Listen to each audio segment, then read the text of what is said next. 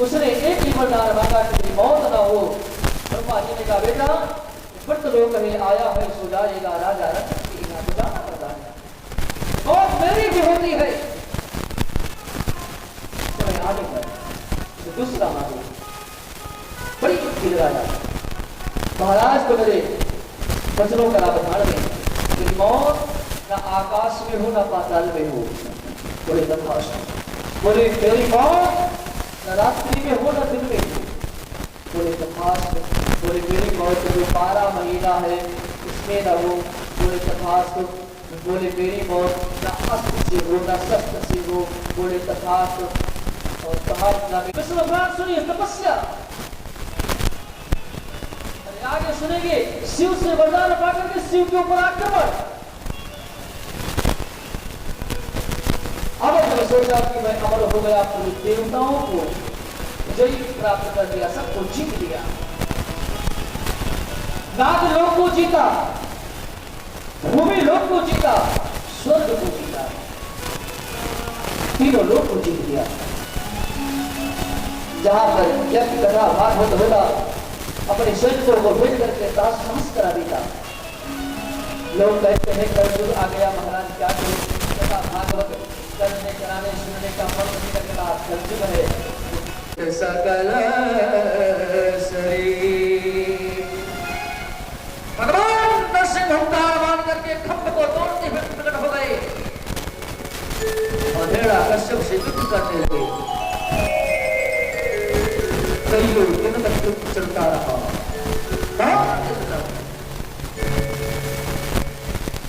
हिरण्यकश्यप समझ गया कोई साधारण नहीं लगता कि मौत की कोई बात नहीं है, क्योंकि शरीर मानव का, सर पशु का। अपने एक एक प्रतिज्ञा अब ठीक हुआ। शाम का समय हुआ, सूर्य अस्त होने लगा। हिरण्यकश्यप को पकड़कर अपनी गोदी में बैठा लिया। बोले हिरण्यकश्यप अब तेरा क्या करूं? बोला महाराज मैं तो अमर हूं। बोले कैसे? बोले महाराज मैंने वरदान पा रखा है। क्या? पहला वरदान है कि मैं 12 महीने में मेरी मौत न हो। भगवान ने कहा तिथि जोड़ घटा करके बताओ। अपने गुरु शुक्राचार्य से पूछो कौन सा महीना है। शुक्राचार्य ने कहा महाराज ये तो अधिकार रखा है कि ना मैं बाहर मरूं ना घर के अंदर मरूं।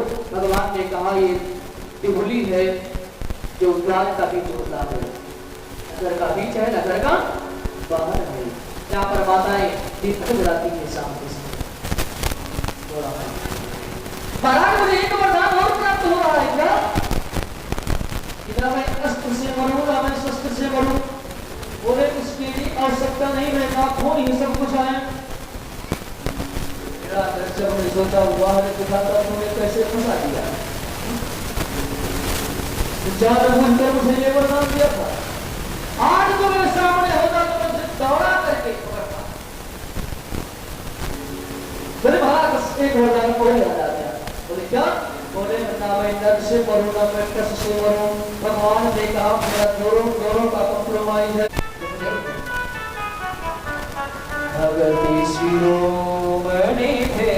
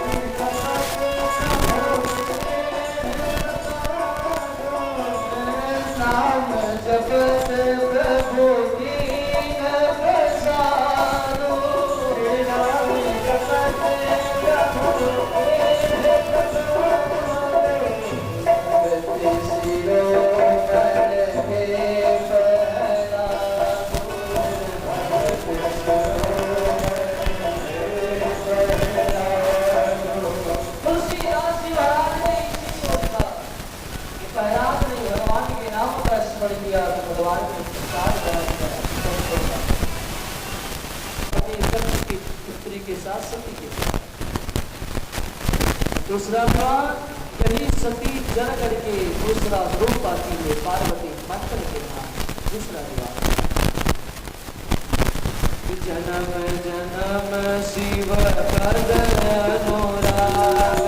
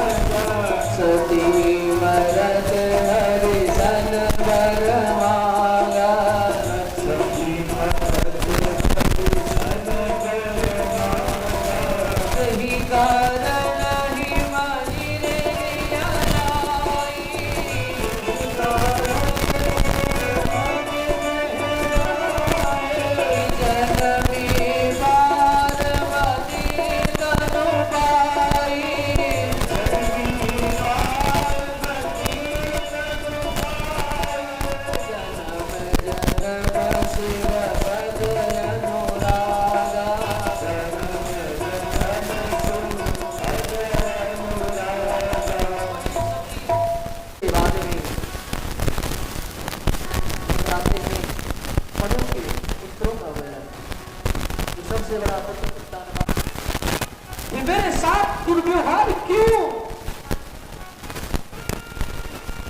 मेरे भाई बहन सुनीति अंदर अंदर रो पड़ी, लेकिन अपने आंसू को प्रकट नहीं किया। छोटा सा बालक है, मैं रोने लगूंगी तो सहन नहीं कर पाएगा। अपने बेटे से पूछा, बेटा हमारे पिता ने कुछ कहा? लोग ने कहा पिताजी बिल्कुल मौत कर गए।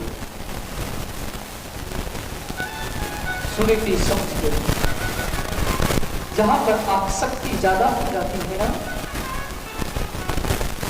चाहे परिवार हो, धन हो या पद प्रतिष्ठा हो, आसक्ति विनाश का मार्ग प्रारंभ कर देती है। बोले ठीक है। नारद जी ने ध्रुव के सामने आकर खड़े हो गए। ध्रुव ने देखा मेरे सामने वीणा लेकर के, नारद जी प्रणाम करता हूं। नारद जी ने आशीर्वाद दिया, चिरंजीवी। बेटा अकेले कहां जा रहे हो? बाबा मैं तप करने के लिए जा रहा हूं जंगल में। बेटा भगवान जंगल में नहीं मिलते।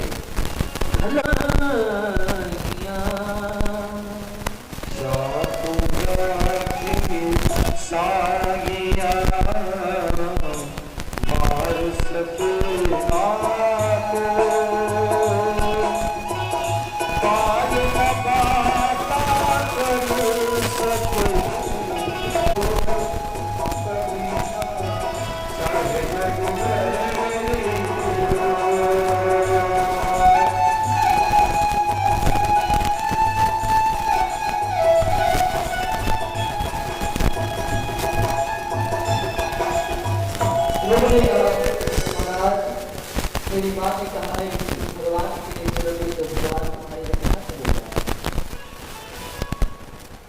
नारद ने बहुत समझाने का प्रयास किया, बेटा तुम्हारी उम्र तपस्या के लिए नहीं, तपस्या की कोई उम्र होती है। नारद से पूछा, तुमको आप ही बता दो। मैंने संतों से सुना है भक्ति जब भी प्रारंभ कर दी जाए, भक्ति प्रारंभ हो जाती है, उसकी कोई उम्र नहीं। नारद जी सोचने लगे तो मेरा भी गुरु निकला। वसुदेव